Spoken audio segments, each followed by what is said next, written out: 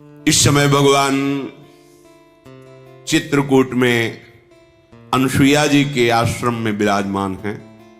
अत्रि मुनि ने बड़ा सुंदर विनय करके प्रार्थना की कि प्रभु, हमने अपनी तपस्या और साधना का आज फल प्राप्त कर लिया। भर नेत्र आपके दर्शन किए। फिर अनुसुईया जी के चरणों में सियाजू ने प्रणाम किया। सियाजू को निमित्त बनाकर अनुसुईया जी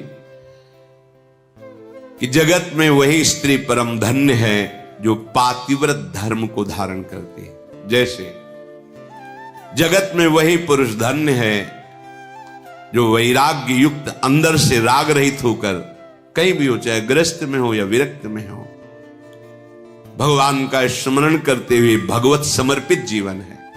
ऐसे लिए स्त्री के लिए एक सुदृढ़ भगवत प्राप्ति का मार्ग है जो घर परिवार में रह रही अपने पति में भगवान की भावना करना।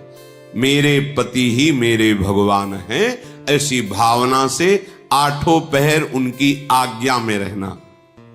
जैसे कोई प्रश्न कर सकता है कि अगर पति ही दुराचारी हो तो शास्त्रों में वर्णन किया गया है कि आप अपने भाव रखिए और फिर विधान जैसा होगा अपने आप दूरी बना दे, क्योंकि आप और आपके पति के बीच में भगवान का भाव है ना, वो संभाल लेंगे, वो आपको बचा लेंगे, वो आपको दूर कर देंगे।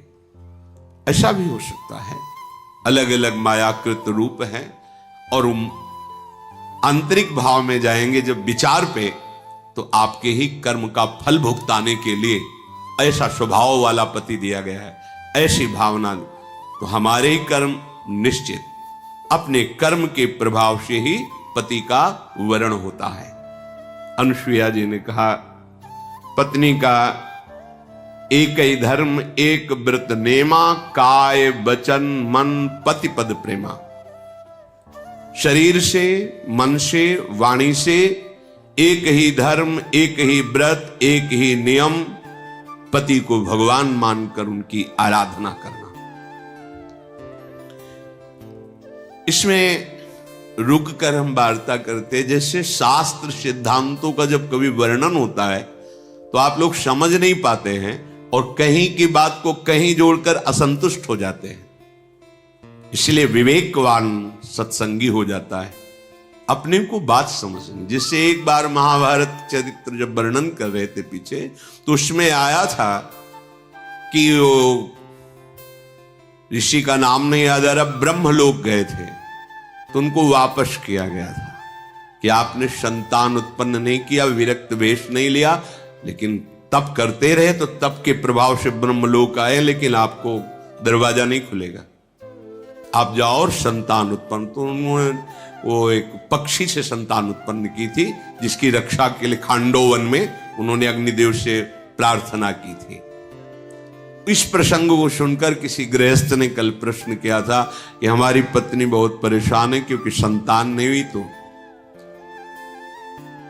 लोक धर्म और कुल धर्म, वेद धर्म और भागवत धर्म और प्रेम धर्म, कहां की बात पकड़ी तुमने? लोक धर्म की। हो कौन? प्रेम धर्म के उपासक, जो भगवत धर्मों जीत के निज प्रेमा ठहरंत, राधा वल्लभ लाल की विमल ध्वजा फहरंत, भगवत धर्मों जीत के निज प्रेमा ठहरंत, निज प्रेमा ठहरंत नेम कछु परसत नाही, अलक लड़े दोला। जहां हमारे श्यामा श्याम उनके चरणों की उपासना, तो आपने लोक धर्म की बात को अर्जुन जी से भगवान ने अपने हृदय की गुप्त बात कही थी। कहा भी था, सर्वगुह्यतम बात है। क्या बात? सर्वधर्मान परित्यज्य मामेकम शरणम ब्रज, अहम त्वाम सर्व पापेभ्यो मोक्षयिष्यामि मा शुचा। यहां पाप शब्द को उच्चारण क्यों किया भगवान ने जानते हो? यह हमारे लोगों की बुद्धि का परिणाम। तुम सब धर्मों का त्याग करके केवल मेरी शरण हो जाओ। तो बोले महाराज पाप लगेगा, आपने ही तो धर्मों को उपदेश किया है। तो बोले वो मैं देखूंगा। अहम माने मैं, त्वाम माने तुम्हारे सारे पापों को नष्ट करके तुम्हें परम पद मैं प्रदान करूंगा। भागवत में एकादश स्कंद में लिखा है, जो भगवान श्री कृष्ण की भक्ति से युक्त हैं उनको देव ऋण, मातृ ऋण, पितृ ऋण, कोई भी उनके ऊपर ऋण नहीं रहता, वो ऋणों से मुक्त हो जाए। ये बात नहीं सुनने को मिली। अरे बहुत बढ़िया अवसर मिला है, प्रभु को अपना मान करके उनको रिझा लो। अगर आप प्रभु के चरणारविंद का आश्रय लिए हुए हैं तो श्री कृष्ण से बढ़कर कोई पति नहीं है, ये परम पति हैं। मीरा जी से जब राणा का शरीर पूरा हुआ तो कहा गया सुहाग मिटाओ, बेंदा हटाओ, ये कंकण उतारो, चूड़ला उतारो। तो उन्होंने कहा नहीं नहीं, तुमने जिसे पति माना था वो मैंने माना ही नहीं। मेरे तो गिरधर गोपाल दूसरो न कोई, जाके सिर मोर मुकुट मेरो पति सोई। हमारा चूड़ला अमर, हमारा सुहाग अमर है। अगर आप वैष्णव हैं, भगवत अनुरागी हैं, प्रियालाल की शरण में हैं, लौकिक सिद्धांतों की जहां चर्चा हो रही हो वहां प्रणाम करके सुनना है, पर यह ध्यान रखना है कि हमें जाना कहां है। इस समय 12 बजे हैं, ये ट्रेन हावड़ा स्टेशन से यहां आई है, छूट करके लखनऊ जा रही। सुन के तुम उसमें चढ़ जाओगे क्या? तुम्हें पता नहीं तुम कहां किस स्टेशन में जाना है, कौन सी ट्रेन में बैठ, बोले वो आवाज दी ना उस ट्रेन में बैठ गए तो पागल माने जाओगे कि नहीं माने जाओगे? भैया ये स्टेशन है जहां बैठे हो, सत्संग स्टेशन। कहां जाना है? हर ट्रेन यहां से गुजरेगी, हर ट्रेन। सनातन धर्म, लोक धर्म, वेद धर्म, कुल धर्म, पातिव्रत धर्म, हर धर्म। तुम हो किस धर्म की यात्री? बोले प्रेम धर के बैठ जाओगे, पैसेंजर जा रही हावड़ा, फिर क्या करोगे? है? अरे इतना तो ज्ञान रखो, तुम्हारी टिकट कहां की है? तुम्हें निकुंज जाना है, तुम हो यात्री कहां के? हाई क्लास वातानुकूलित कक्ष के, जनसाधारण में घुस के मत बैठ जाना। कहां की समझो, ये स्टेशन है सत्संग, जो जहां का है सबके लिए है। सब पकड़ के देखो, आपको परम कल्याण तक ले जाएगा। राम कृष्ण हरि शिव उपासक, गृहस्थ विरक्त, स्त्री पुरुष, बाल बच्चा, वृद्ध, नौकरी पेशा, कुछ भी कोई भी, सबका परम मंगल करने में समर्थ है सत्संग। लेकिन आप ये ध्यान रखना है, हम कहां के यात्री, हमें जाना कहां है, हमारा मार्ग क्या है। इसलिए कहते हैं साधक के चित्त का समाधान हो जाना चाहिए। बहुत सावधानी से। जहां लोक धर्म की, वेद धर्म की, कुल धर्म की, अन्य धर्मों की चर्चा है, महामहिम है, सुन रहे हैं, लेकिन अब वो स्टेशन में बैठे नहीं सुनाई देता। वहां की ट्रेन आ गई है, उस प्लेटफार्म में खड़ी है, यात्री कृपया ध्यान दें, पहुंच जाएं। तो उस ट्रेन में बैठने वाला जाए, सब थोड़ी बैठ जाए। वो तो हमारी ट्रेन नहीं है, आराम से बैठे चाय पी रहा है और तुम जाकर उसमें बैठ रहे हो और फिर परेशान हो रहे हो कि हमें तो जाना मथुरा से वृंदावन दर्शन के लिए, और ये कहां पहुंच गए। तो तुम होश खो चुके हो, होश में रहो। सत्संग जो है ये बहुत बड़ा स्टेशन है, हर जगह भेज देगा। ये हर जगह भेजने में समर्थ है, हर जगह। यहां से हर ट्रेन गुजरेगी। आपके यात्री कहां के बनना चाहते हो, टिकट कहां के लिए, बस ये ध्यान रखना। इस बात पर ध्यान दे के सत्संग सुनो। सत्संग अमोघ वर्षा हो रही है। जैसे स्वाति का बूंद चातक के लिए जीवन होता है, केले पे पड़ जाता है कपूर बन जाता है, और मोती सीप में पहुंचते ही वो मोती बन जाता है, और सांप के मुख में पहुंचते विशाल जहर बन जाता है। वही बूंद अधिकारानुसार जहां जहां पहुंचा, वही स्वाति का बूंद अपना रूप धारण कर। इस सत्संग के मोती हैं, बिखरे मोती समेट करके तुम्हारे सामने फेंके जाते हैं। तुम किस अधिकार से स्वीकार करते हो? सावधान होते हुए तुम जिस मार्ग के पथी को अपनी बात को समझना है, बकाया तो सत्संग है, सर्व मंगल करने वाला है, हमें सुनना है, पर हमें गहना वही है। देखो महापुरुषन ने सब रस गायो, देखनो ये है कि उनको हियो कहां ठहरानो। जहां हियो ठहरानो तहां गहनो। हमें पकड़ना है, हम किस मार्ग के पथिक हैं, हमारा मार्ग क्या है। उत्तम जो पतिव्रता होती है उसमें अपने लोग भी सम्मिलित हैं। हरिवंश पतिव्रत है जिनके, सुख संपत्ति दंपति जो जिनके। जैसे एक पतिव्रता अपने पति के सिवा जगत में कोई पुरुष ऐसा काम भाव से देखती नहीं, जानती ही नहीं। पुरुष शब्द केवल अपने पति के लिए, पूरी सृष्टि में उसके हृदय में है ही नहीं भाव कि कोई पुरुष है, ऐसा भाव ही नहीं। जैसे उत्तम महाभागवत के हृदय में अपने आराध्य देव के सिवा और कोई है, ऐसा भाव ही नहीं था। केवल अपने चिद चिद लक्षणम सर्वम राधा कृष्णमयम जगत, जित देखूं तित श्याममयी है। ये उत्तम पतिव्रता का लक्षण, अपने केवल पति में ही प्रेम। द्वितीय, मध्यम परपति देखे कैसे, जो मध्यम कोट उसको दिखाई देता है, पर भ्राता पिता पुत्र निज जैसे, अपने बराबर है तो भाई जैसा भाव, अपने से बुजुर्ग है तो पिता जैसा भाव, छोटा है तो पुत्र जैसा भाव, पति भाव केवल अपने प्रीतम में। तीसरी कोटि की पतिव्रता, मेरा धर्म है कि मैं संयम से रहूं, मेरी कुल परंपरा में कभी दाग न लगे, उसे तीसरी कोटि की परंपरा की पतिव्रता कहते हैं, जो ऐसा विचार कर धर्म पूर्वक जीवन निर्वाह करती है। चौथी, अवसर नहीं है और भय है, पूरा जीवन धर्म से निर्वाह हो गया, वो भी पतिव्रता ही कही जाती है। पर उत्तम बात यह है कि कोई और दूसरा है ही नहीं, ऐसा भाव रहे। जो अपने पति के आश्रय का त्याग करके परपति से रति करती है, वो एक क्षण सुख के लिए करोड़ों नरकों की यातना सहने की बात तैयार कर लेती है। पति वंचक परपति रति करई, रो रो नरक कल्प शत। ऐसे पुरुष के लिए है जो व्यभिचारी स्वभाव बना लेता है, बड़ी दुर्गति होती है। वो पढ़ा है उसमें कि लोहे के जलते हुए लाल खंबे, स्त्री आकृति पुरुषाकृति, उसमें मरना तो वहां है नहीं, बहुत सावधान। क्षण सुख लाग जन्म सतकोटि, एक क्षणिक भ्रमात्मक सुख के लिए करोड़ों जन्मों का दुख मोल ले लेना। कल किसी ने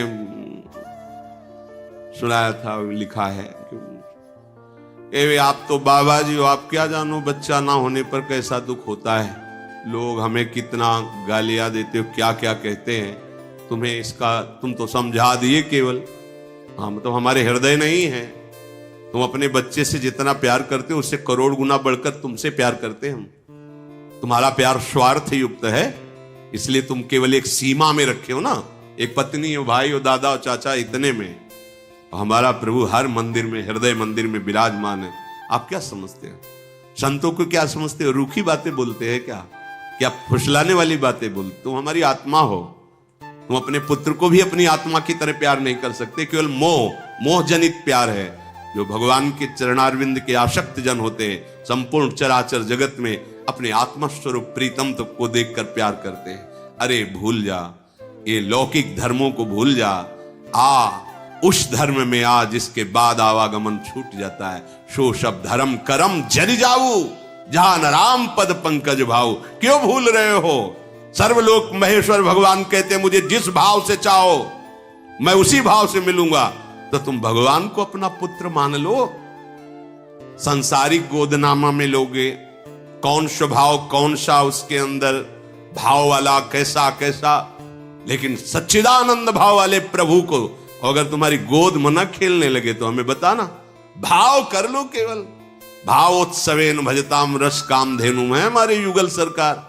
देखो ना, जिन्होंने भाव किया उनके अनुभव में आए, इनसे बड़ा और कौन हो सकता है? और यही आते हैं, इनके सिवा कोई है नहीं। आपने पार्थिव भाव रख लिया तो पार्थिव रूप में आ जाते हैं, चिदानंद भाव कर लो तो चिदानंद रूप में आ जाएंगे। कोई शोक की गुंजाइश नहीं है। मनुष्य शरीर भगवत प्राप्ति के लिए मिला है। यदि संतान नहीं है, परिवार की कुल वृद्धि वाला नहीं, तो हमारा कुल कभी नष्ट नहीं होने वाला। तुम्हें हम पीढ़ी दिखाते हैं। हरि नाभिकमल से ब्रह्मा, ब्रह्मा से प्रजापति, ब्रह्मा से ये पूरी सृष्टि हमारा परिवार है। काहे को एक 4 हाथ की दीवार में परिवार को सीमित कर रहे हो? हमारा परिवार कभी नष्ट नहीं हो सकता। ये सब परिवार ही तो है। तुमने एक सीमा बांध ली एक छोटे से घर में, एक 4 लोगों के बीच में, कि ये मेरा परिवार है।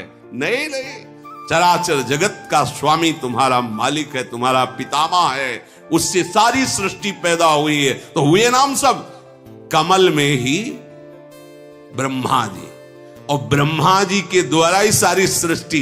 तो हम एक ही बाप की तो संतान है। ऊपर पहुंचो, ब्रह्मा जी को कहा गया पितामह, बाप के बाप के बाप के बाप है सबसे बड़े, और उन्हीं के हम सब बच्चे हैं। तो हम हुए कौन? उन्हीं के तो हुए ना। तो ये सब कौन हुआ? हमारा परिवार ही हुआ था। कितनी छोटी बुद्धि है। हमारे गर्भ से हो तो हमारा कल्याण होगा। भगवान हमारे हैं, दूसरा कोई न था, न है, न रहेगा। और राधा राधा राधा परम पद मिलेगा। बिल्कुल चिंता मत करो, ये भय अंदर मत रखो। लोक धर्म है तो उसे भी भगवत समर्पित कर दो, अगर नहीं है तो गर्ज रहा है भागवत धर्म, प्रेम धर्म। चिंता क्यों करते हो? चिंतन करो प्रभु का, भी परमानंद की अनुभूति हो जाएगी। कैसे? तुम्हें अगर सबसे बड़े जनों का उदाहरण न दे तो फिर आपकी समझ में नहीं आएगा। हम सब उन्हीं महापुरुषों के द्वारा पोषित हैं जिस मार्ग में आचार्य जन चले। विष्णु प्रिया जी के माता सची के पुत्र हुए, एक तो सन्यासी बन के अंतर ध्यान हो गए पहले ही, फिर महाप्रभु भी सन्यास ले लिए। कहां है? और सब नहीं है कुल परंपरा, लाखों करोड़ों असंख्यों उन्हीं के तो पुत्र हैं।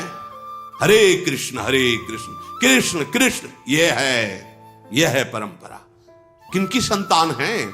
आप पूछो महापुरुषों, कहेंगे हम नित्यानंद वंशी हैं, हम अमुक वंश। उन्हीं के तो हम सब हैं। एक छोटी सी सीमा में हम अपने कुल को मान लेते हैं। पूरा विश्व ब्रह्मांड में कृष्ण नाम जो जय को घोष प्राप्त हो रहा, कैसा आप देखो ना। बस एक सीमित बुद्धि से आप असंतुष्ट हो जाते हैं। मेरा नहीं, इसको और बढ़ाओ, मेरा इसको इतना बढ़ाओ कि इस मेरा में सब समा जाए और कुछ बचे ना। सच्ची बात कह रहे हैं, काम बन जाएगा। ये छोटी छोटी बातों, अगर संतान मात्र होने से परम पद मिल जाता तो आप सबके माथे पे मुकुट रख के सिंहासन में बैठ के परम पद में पहुंच जाते। बिना हरि भजन के कल्याण शब्द नहीं है, मंगल नहीं है। बोले वंश परंपरा, फिर भूल मत करो, हम एक ही वंश के हैं, बंसी वाले के वंश के हैं। उसी का सारा वंश है। बेकार ये बीच में हम लोग क्या कहते हैं, हम हरिवंश हैं, हरि के वंशी। और नहीं है, हम सब हरि के वंश के। किसने प्रकट किया? हमारे बाप का बाप कौन है? आप हैं। ये भूल छोटी छोटी बातों में मत करो, आगे बढ़ो। अगर सत्संग नहीं मिला है तो भले कुढ़ते रहो ये बातें लेके। वो क्या कहते, ड्राफ्ट लेना, ड्राफ्ट क्या कहते, गोदनामा। गोदेनामा तो धुंधुकारी का लिया था, धुंधुली ले, पढ़ के देख लो। जब हमारे भाग्य में नहीं तो हम गोद में लेके क्या करेंगे? अगर उनको देना था तो यहां से पैदा करते, नहीं दिया है तो उन्हीं को बनाएंगे। तुम ही आओ, दूसरा नहीं। आओ, हमारे नेत्र गोचर बनो, और हम जिस भाव से चाहेंगे आपको उस भाव से खेलना होगा हमारे संग। आप ही निहाल हो जाओगे, निहाल हो जाओगे। और वो पार्थिव बुद्धि समझ में नहीं आता, अब कैसे समझाएं? लाडले हरि के सिवा कोई है ही नहीं। इन्हीं को बना लो, इन्हीं को दूल्हा बना लो, इन्हीं को मित्र बना लो, इन्हीं को स्वामी बना लो, इन्हीं को पुत्र बना लो, इनको गुरु बना लो, इनको शिष्य बना लो। सब में राजी। संदीपनी जी ऊपर बैठे हो महाराज, जगत गुरु नीचे बैठे हुए, जिनकी श्वासों से वेदों का प्रादुर्भाव हुआ, वो हाथ जोड़े सुन रहे, शिष्य बने हुए। ये सब कुछ बनने के लिए तैयार है। श्री अनुसुईया जी ने सिया जी को पातिव्रत धर्म का उपदेश देकर कहा कि ये तो मैंने संसार के हित के लिए कहा है। सुन सीता तब नाम, सुमिरी नारी पतिव्रत करही, तो ही प्राण प्रिय राम, कहूं कथा संसार हित। हे सीता, तुम्हारा नाम स्मरण करके स्त्रियां पातिव्रत धर्म में स्थित हो जाएंगी, पातिव्रत धर्म का पालन करेंगी। तुम्हें तो श्री राम प्राणों से भी अधिक प्रिय है। ये पातिव्रत धर्म की शिक्षा तो मैंने संसार के लिए दी, अनुसुईया जी ने कहा। जानकी जी ने सुनकर परम सुख पाया, आदर पूर्वक अनुसुईया जी के चरणों में सिर नवाया। तब कृपा की खान भगवान श्री राम जी ने अत्रि मुनि से कहा, अब आज्ञा हो तो मैं आगे वन को जाऊं। प्रभु मुझ पर निरंतर कृपा रखना, अपना सेवक जानना और कभी कभी स्मरण कर लेना। भगवान श्री राम जी कह रहे हैं, अपना सेवक जान के स्मरण कर लेना। ये सुन करके अत्रि जी प्रेम विकल हो गए। बोले, प्रभु आप हमसे कृपा की बात कर रहे हो? जासु कृपा अज शिव सनकादि, चहेत सकल परमारथ बादी। ते तुम राम अकाम पियारे, दीनु बंधु मृदु बचन उचारे। अब जानी मैं श्री चतुराई, भजी तुम्हें ही सब देव बिहाई। जेहि समान अतिशय नहीं कोई, ताकर शील कसनस होई। प्रभु आप हमसे कहते हैं कृपा कीजिए। हे नाथ, भगवान ब्रह्मा, महादेव, शनकादि और समस्त तत्वविद्ता मुनिजन आपकी कृपा चाहते हैं। हे हरि, आप निष्काम उपासकों के लिए बहुत प्रिय और दया के भंडार हैं। निष्कामता में भगवान अधीन हो जाते हैं। जब कोई चाह नहीं और रात दिन भजन, तो भगवत साक्षात्कार देर नहीं लगती। पर जब कामनाएं होती तो होगा, पर समय लगेगा। पहले कामनाएं पूर्ण होंगी, फिर उनसे वैराग्य होगा, फिर आगे भगवत प्रेम होगा। अब मैंने जाना कि लक्ष्मी जी ने सबको त्याग कर आपके ही चरणों का क्यों आश्रय लिया। ओहो, आपके समान कोई नहीं है, फिर आपसे बड़ा कौन हो सकता है। और आपके ऐसे दैन्य वचन, प्रभु मैं किस प्रकार से कहूं कि मेरे कौन से सौभाग्य उदय हुए कि आप मेरे नेत्र गोचर हुए। अब मैं कैसे कहूं कि आप जाओ। नाथ, आप अंतर्यामी हैं, आप ही कहिए कि मेरा हृदय इतना कठोर कैसे हो सकता है कि मैं कहूं मेरे नेत्रों से दूर आपने कैसे। ये तो मेरे जिस सौभाग्य, मैं तो यही चाहूंगा कि सदैव आप यही रहे, 14 वर्ष यही व्यतीत करें और मैं आपकी सेवा और दर्शन लाभ पाऊं।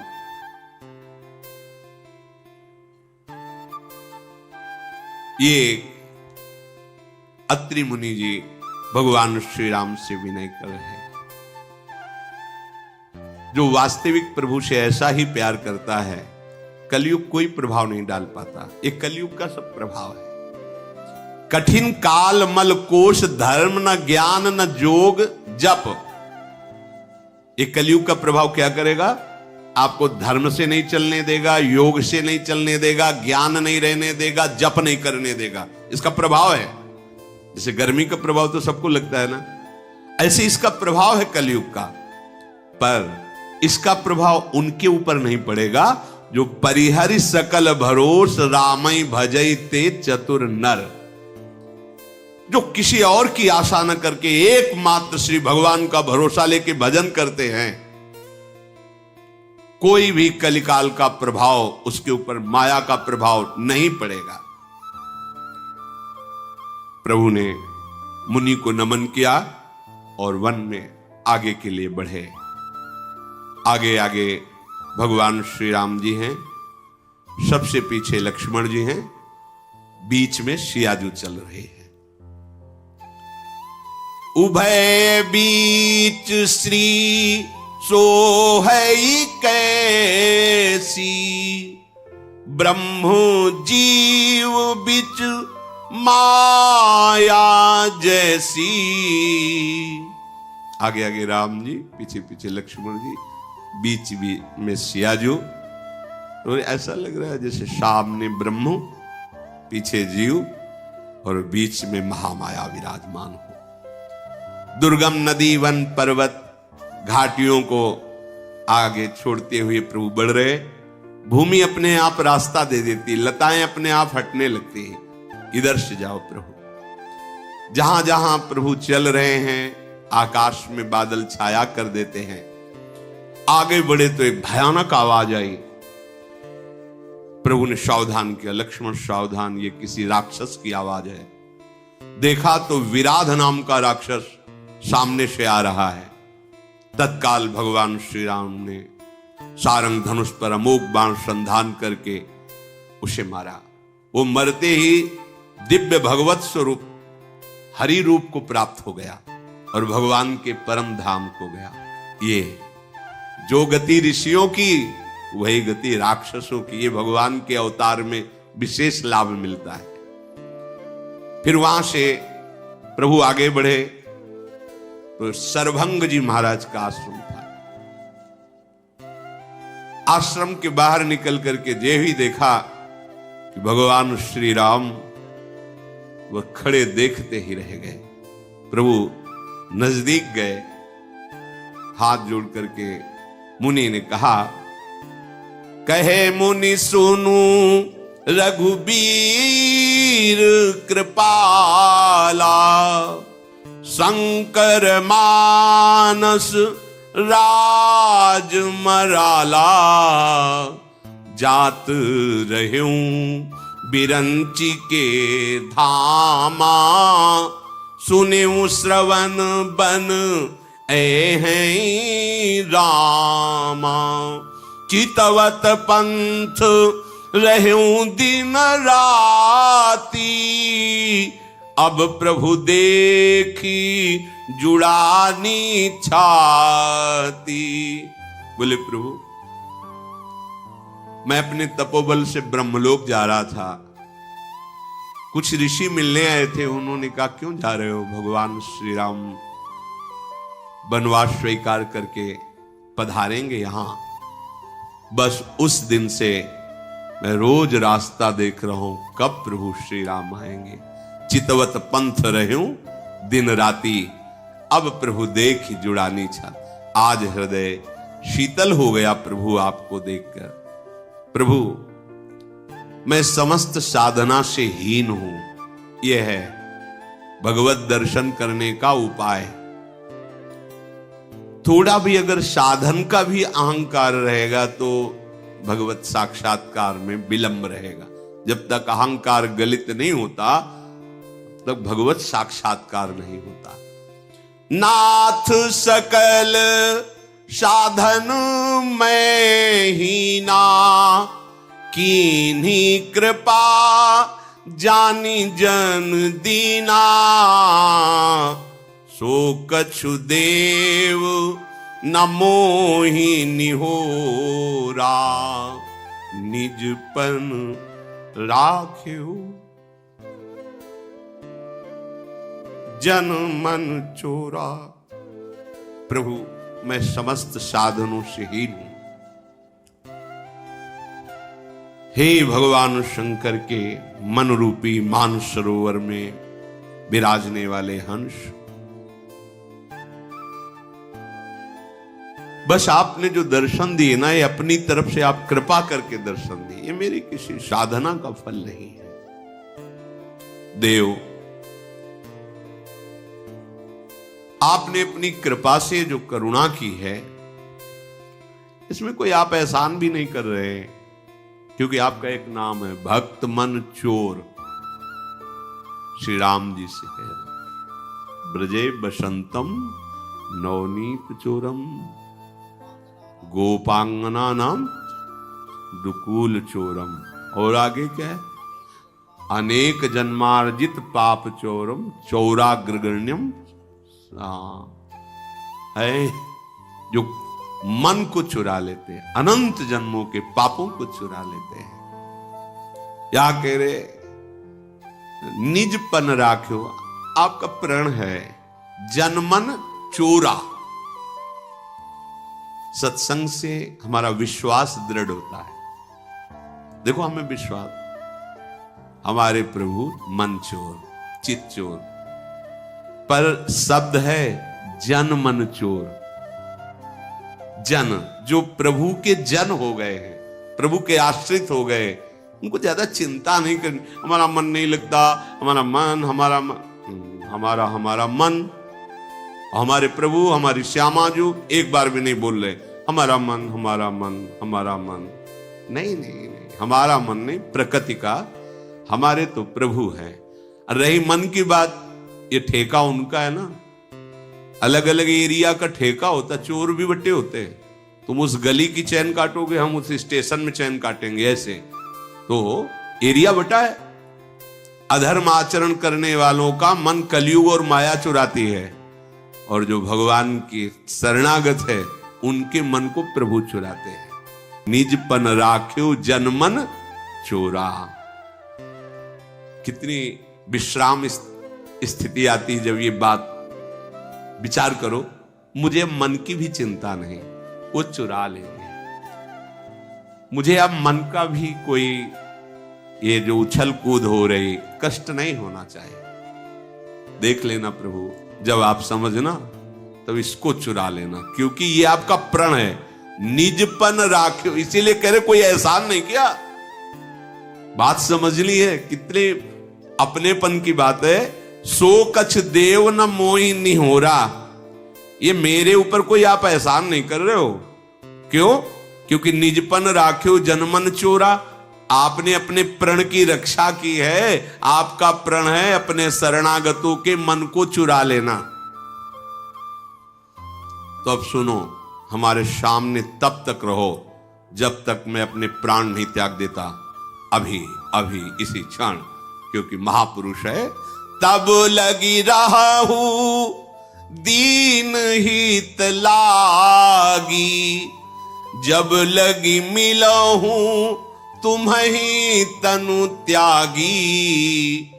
जोग यज्ञ जप तप व्रत कीन्हा, प्रभु कहाँ देई भगति बर लीन्हा।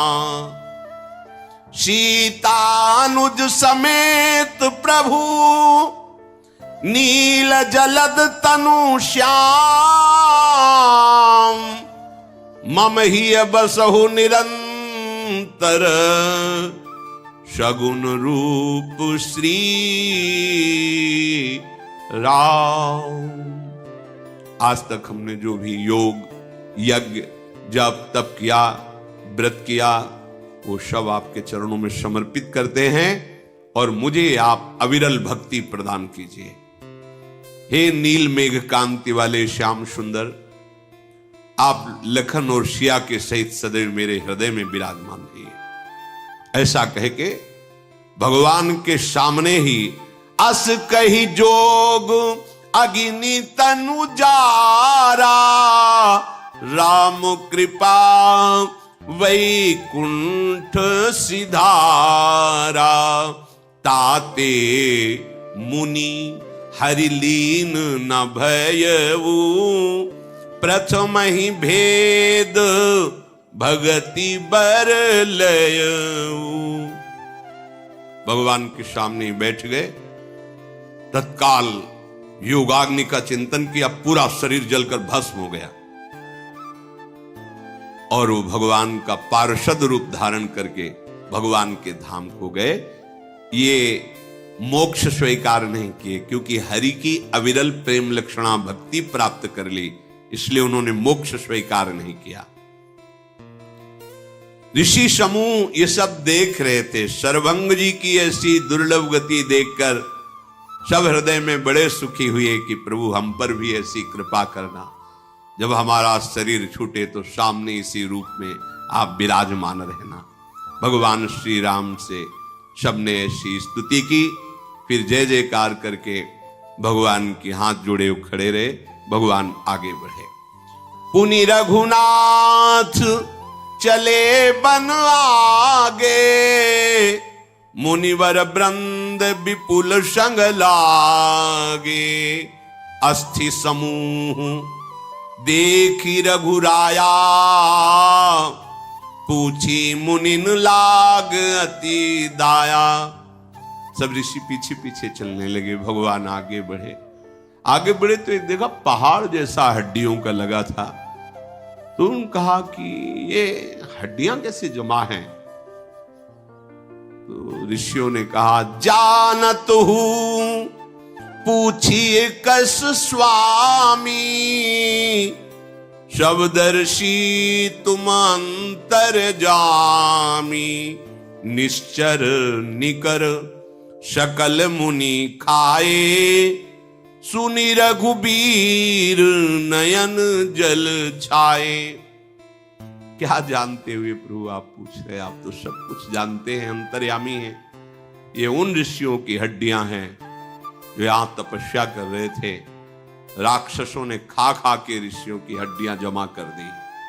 प्रभु के नेत्रों से जल बहने लगा। इतना कष्ट ऋषियों को दिया। भगवान ने दोनों भुजाएं उठाई, निश्चरहीन करौ मही, भुज उठाई पन कीन, सकल मुनिन के आश्रमनी, जाई जाई सुख दीन।